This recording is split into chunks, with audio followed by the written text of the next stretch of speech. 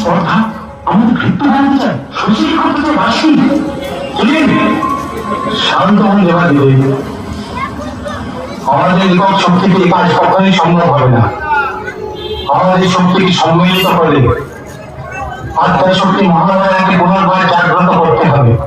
রামের দলনে দেবী বিভিন্নবার বিভিন্ন রূপ ধারণ করেছেন, এবার তিনি হবেন দুর্গা।